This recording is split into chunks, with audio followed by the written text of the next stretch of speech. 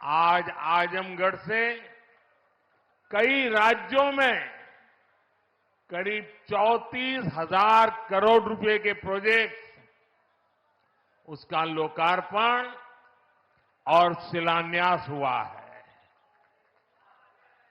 आजमगढ़ के साथ साथ श्रावस्ती, मुरादाबाद, चित्रकूट, अलीगढ़, जबलपुर, ग्वालियर, लखनऊ, पुणे, कोल्हापुर, दिल्ली और आदमपुर,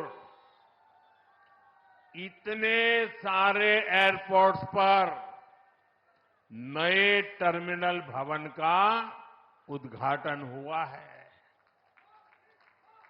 और इन टर्मिनल्स के लिए कितनी तेजी से काम हुआ है, इसका एक उदाहरण ग्वालियर का विजया राजे सिंधिया एयरपोर्ट भी है।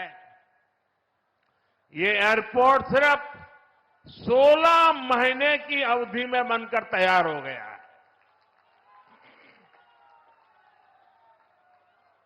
आज कडप्पा, बेलगावी और हुबली, ये 3 हवाई अड्डों पर नए टर्मिनल भवनों का शिलान्यास भी किया गया है।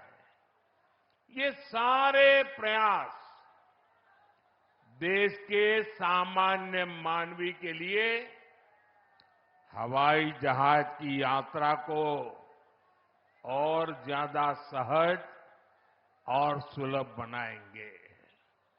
लेकिन साथियों, आप देखिए, पिछले कई दिनों से मेरे समय की मर्यादा के कारण मैं एक ही स्थान पर से देश के अनेकों प्रोजेक्ट का लोकार्पण कर रहा हूं।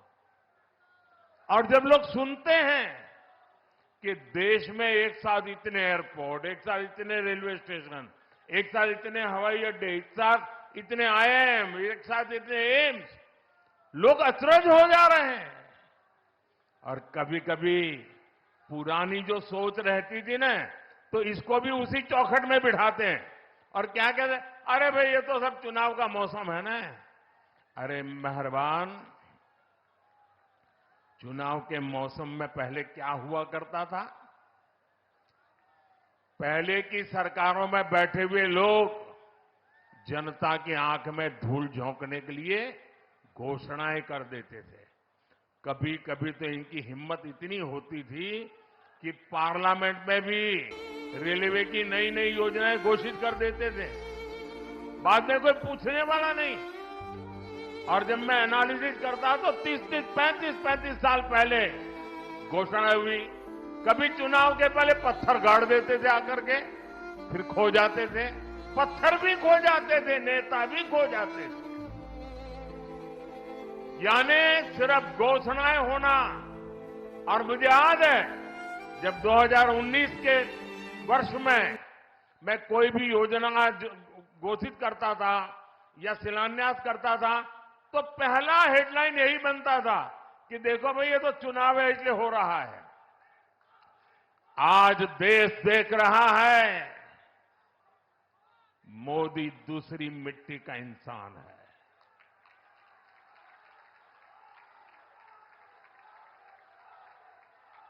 19 में भी जो हमने शिलान्यास किए, वो चुनाव के लिए नहीं किए थे।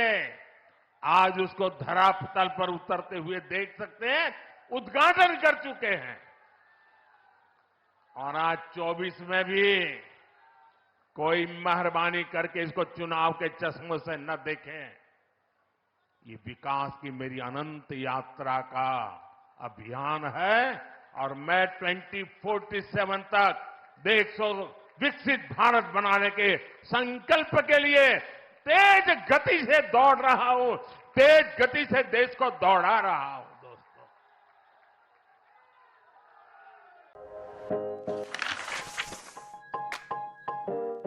अपने आसपास और देश विदेश की खबरों से अपडेट रहने के लिए व्यू इंडिया टाइम्स को यूट्यूब में सब्सक्राइब, लाइक और शेयर करें।